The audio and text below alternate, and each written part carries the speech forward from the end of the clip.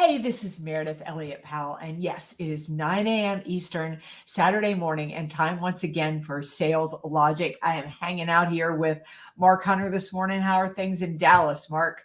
Doing good. How are things in Asheville, North Carolina? They're good. Feels good to be home for a couple of days. We've got some beautiful weather, so hoping to get outside, but things are busy. Good. Outside, that means tennis and golf is on the agenda for today. Yeah, I think I could hit the mountain bike today too. I got to start a little bit of cross training. It's a hat trick. It's a hat trick day. Okay, that's good. That's right. All right.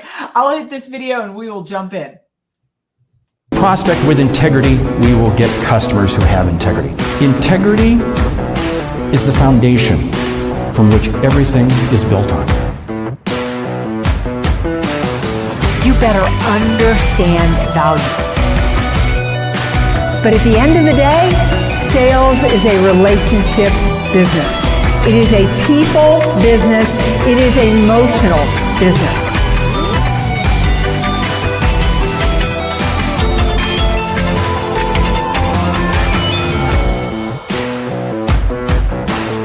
This is Sales Logic.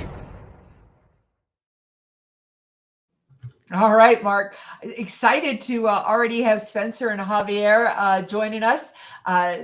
Stephen just popped in too. Wow, Stephen, you are coming in from South Africa. All right, before Mark tells you what is on deck for today, I'll tell you how the show works. Every week we come to you for no more than 25, 30 minutes, and we pop in and talk about a hot topic. We start off with a question from you, the audience. So if you ever want to be a part of Sales Logic, two ways. Jump into the chat, get active, because we love how active our audience is, or send us a question to saleslogicpodcast.com. We do a book that you ought to be reading, and we finish with a lightning round because we want you to get return on investment. So Mark, the chat is lighting up, and I know it is going to light up even more after you talk about what we got on deck for today. Yes, it is great. We got 3 continents already reporting in. We got our good friends on there. We have got Bonnie, we got Jack, we got Michelle. Hey, this is outstanding. We have people from the Carolinas, people from the Texas besides us. So, hey, the topic today is how to get out of the price war. Yeah, that's all over the place. And the question, perfect question, comes to us from Jan in Lincoln, Arkansas. She says, I own a small software company. We sell to small manufacturers.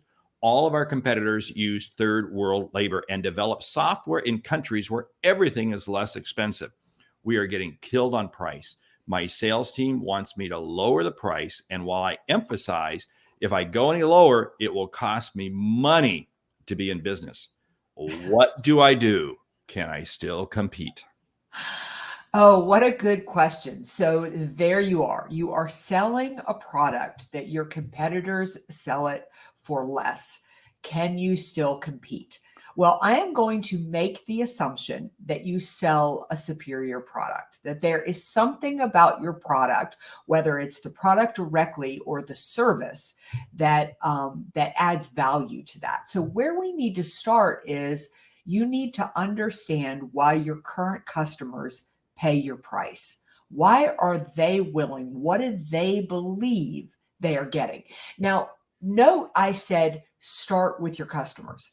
You and your sales team could sit down and decide why your product is worth more, but what you think is really irrelevant. We need to know what customers perceive as value. And once we understand that, we're going to tell you how to sell it. Mark, what do you think? Well, that's spot on. This goes right back to my days when I used to run an industrial supply house, and we only carried domestic made inventory. And a number of our competitors, it was all from Asia. And let me tell you something, we were always constantly getting beat up on price. We had to come back and say, what is the significant difference as to what the customer is looking for? Many times, being in a company we were in, we were saying, hey, sure, you can get something lower, but think about this. What happens if that component, and again, I don't know what her part does. I was a lot of an OEM supplier. So in other words, there was something going into something. Do you want to risk something being broken because something you paid just a couple pennies less for doesn't work? That's not going to work out for you long term. So you have to find what is the value. And you do that by going downstream.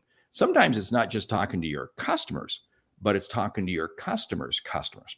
Find the value, bring it back up to you, and that's what you leverage. That's why you do things with domestic parts, domestic labor. Yeah, and I think it's really important that that salespeople, I call it my Paul Harvey strategy, which really just dated me. If any of you don't know who Paul Harvey is, when I was a kid growing up, Paul Harvey had a radio show and he did this thing called The Rest of the Story.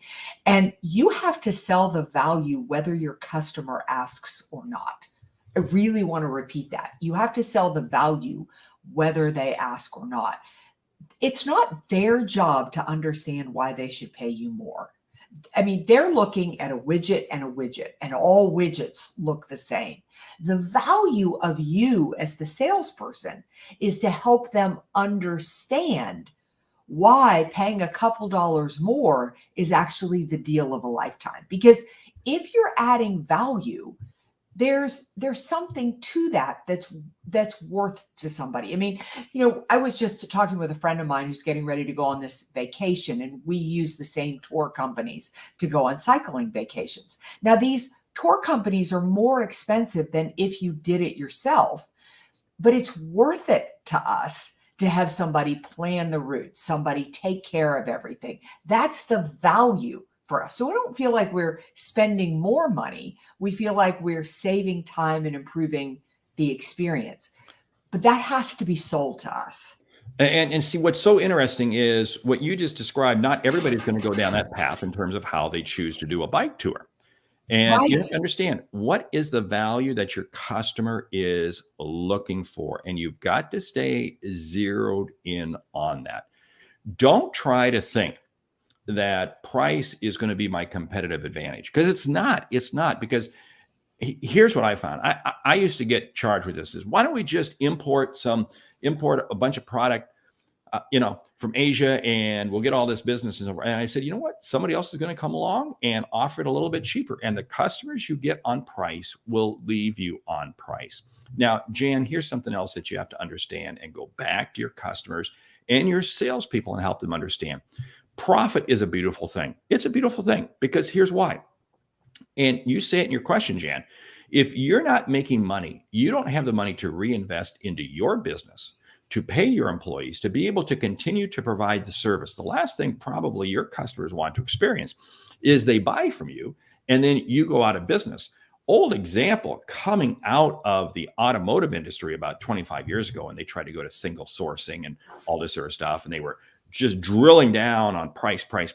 What happened was they got the price down so low from some of their suppliers that their suppliers couldn't stay in business. And in 08, 09, when we were in that great recession thing, a lot of those suppliers went out of business. And suddenly the automotive industry was reeling, because now they had to find new suppliers. So don't sit there, and it's easy to fall for the trap and say, okay, salespeople, I'll give you a lower price. Salespeople will never, ever say they didn't get the sale on anything other than price. They'll never say it was their job. Oh, I didn't do a good job selling. No, it's always price. The price was just too high. Yeah, exactly.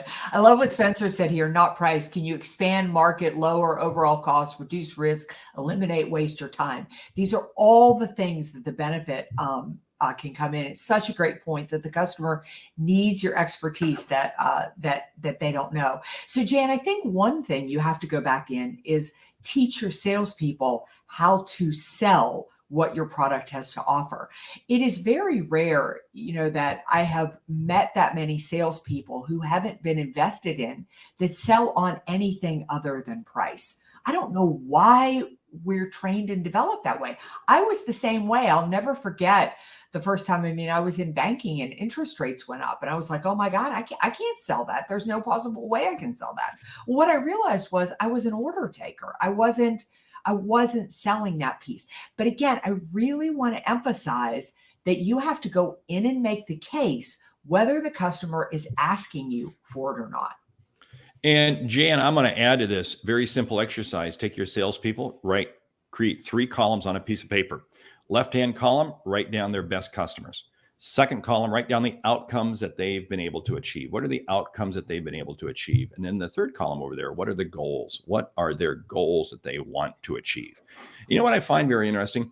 Salespeople, they can identify their customers. They even struggle with their outcomes because what they do is they list the product. It's not the product, it's the outcome. How did this help them do something?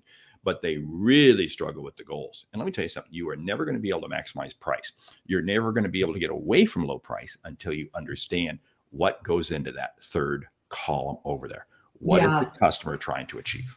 You know, that is so true. I just did a proposal last week, and it was for something that is a little bit different than something I specifically do. They wanted me to come in and do something first before I deliver a normal product. And I sat there and I was really struggling with how to price it. And I almost really discounted it and then I did exactly what you said. I thought, what's the value of this? And the value of this is really pretty strong. I'm going to deliver a really strong outcome just from a small bit of work. And so I put a nice price tag on it. They didn't blink.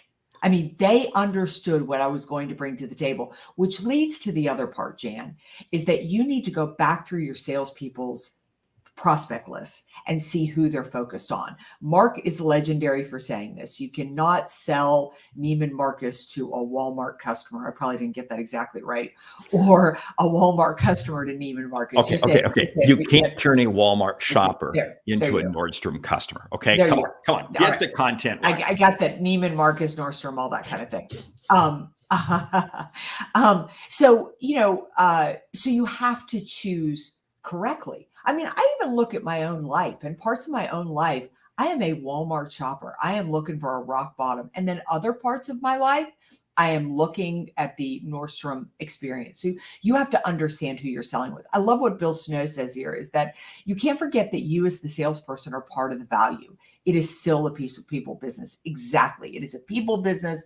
It is an emotional business. And you have to be selling that. But you have to have the energy in selling that. I mean, Mark, I'm going to argue too. Don't your salespeople have to believe in the price? Well, they do. And even more than believing in the price, believe in the solution. They're going to be able to help them. What's the problem? They're going to be able. This is why I say you go through that 3-column exercise, because you and I are in a business that basically we sell intellectual content and we deliver it via different ways. We could easily say, I can work for minimum wage. But no, you go back to that proposal you sent in.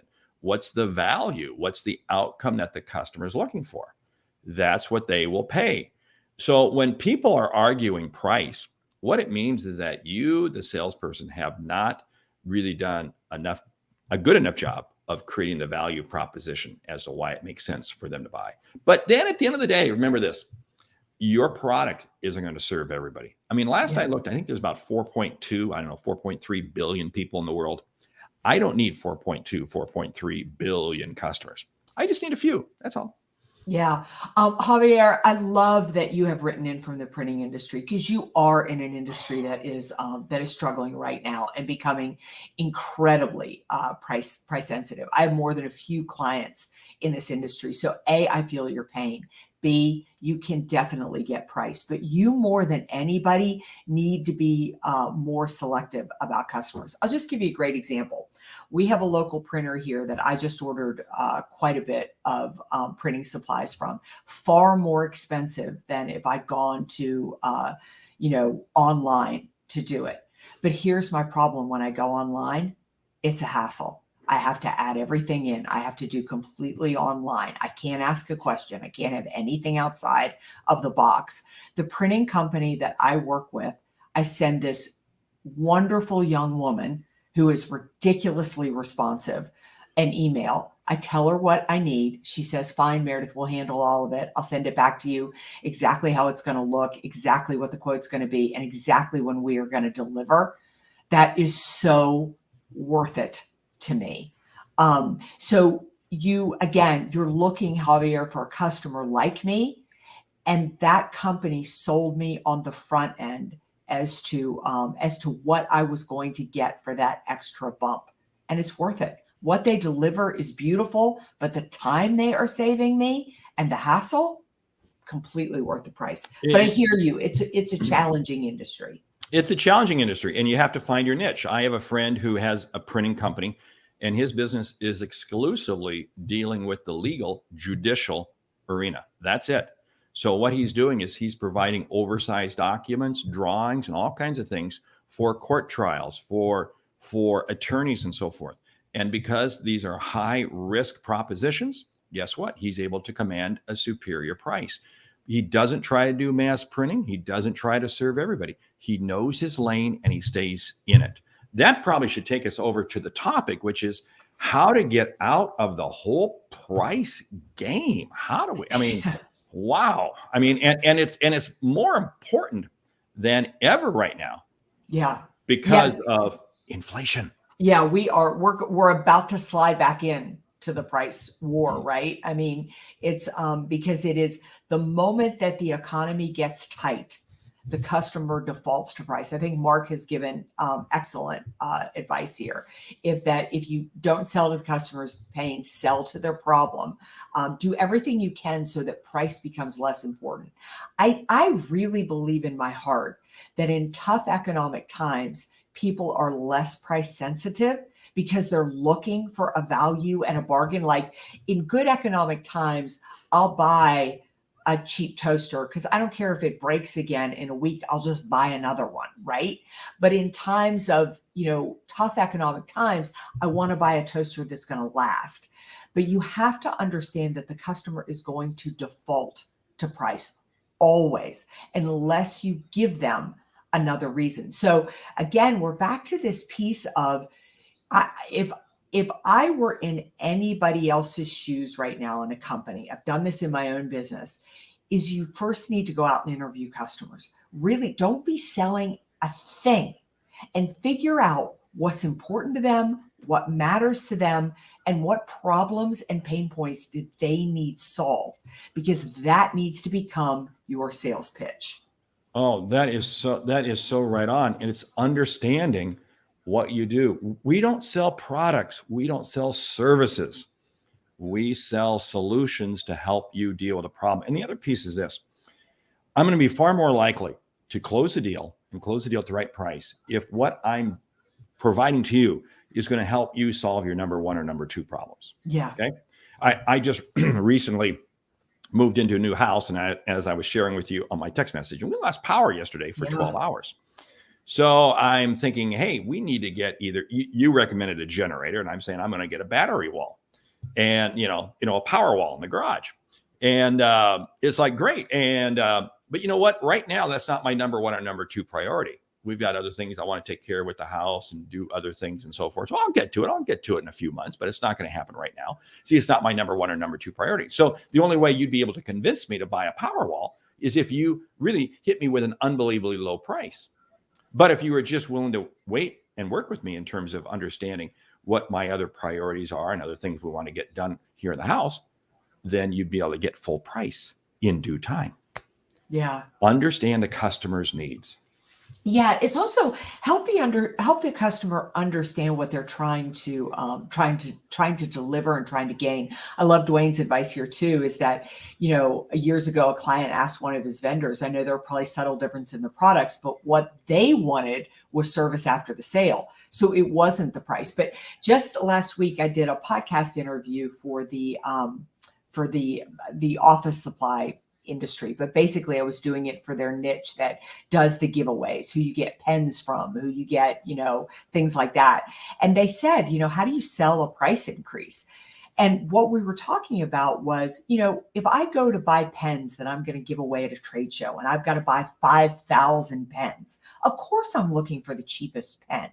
But you have to help me understand that if I buy a cheap pen that doesn't work, I may have gotten a low price, but I have just put a bad brand on my business. What I'm trying to achieve with that trade show is to give away a product that people use, they love, and it makes them think of me. And maybe for 30 more cents a pen, I can get a pen that people remember. So again, I think Dwayne said this too, the salesperson really matters. You're helping me understand what my objective is, and then you're moving your products and services to help me achieve that that objective. Very rarely does somebody want to buy a product.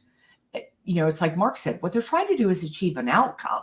You have to create that path to the outcome, and that path to the outcome is going to take price off the table. Yeah. I mean, you and I both buy a tremendous number of airline tickets. Yes. And there's many, many times when we are not even close to buying the cheapest ticket, because there's one window of time where we can fly and we got to be there because we know the outcome. Yeah. And we pay that price because it's okay. This has got to happen then. When it comes to airlines, I'm not shopping price because I'm shopping convenience. I'm shopping what I feel fits my needs right now, period. That's where you have to understand as a salesperson. Yeah, it's funny. I just I have to fly American next week, and I'm a Delta loyalist. I'm not an American fan. I've been stuck on American all over the place. But because American gets me stuck everywhere, I always buy first class, because at least with first class, I know I'm going to get certain things. Certainly not the cheapest way to fly, but I need to get to the event. I need to get back from the event. I need to be guaranteed if my flight doesn't go, they'll get me on another flight. There are things I need that are worth that value.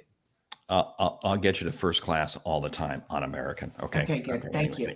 Anyway, because I'm living Dallas, so that means I got to put up. Hey, we got to shift gears. We got to get to the book, right? Yeah, absolutely. And, I have pre-ordered it. Have you pre-ordered it? Yes, I have. Of course I have. And of course I've talked to the author more than a few times. Why don't you go ahead and talk about the book? Well, he is a big buddy of yours, Jeb Blunt. I don't know anybody who writes more focused books, and his new one coming out, which, Mark, when does it release? I pre-ordered it, but I don't know when we're going to have it in our hot little hands. You know what? Yeah. That date slips me. It's real soon because I got it on the promotional calendar. Yeah, it's selling the price increase. Yeah. And literally in this book, if you go to Amazon, in fact, I'll put the link in here in a moment, you'll see Jeb's new book completely focused on his best strategies for selling the price increase. And the sneak peek into the book really gives you some ideas as to what Jeb's going to do. And it's typical Jeb. He's not going to leave anything off the table. If you want to understand how to get out of the price war, how to take price off the table, really look into Jeb's new book. Hey, excellent book. Hey, time slipping by. Let's jump to the lightning round. How to build customer value. Top 10 strategies. You're on. Number one, you need to know what the customer values. Talk to your customers. Number two, narrow your audience. Don't try to service everybody. Don't try to sell everybody. Define your audience. Stay in your lane.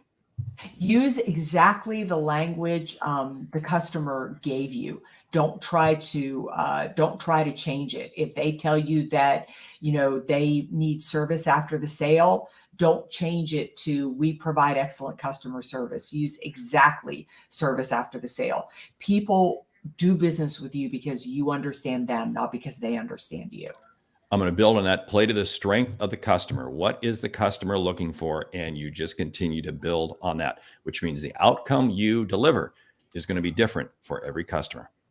I would say use social proof. Use others in their industry that you have done business with that speak highly of you.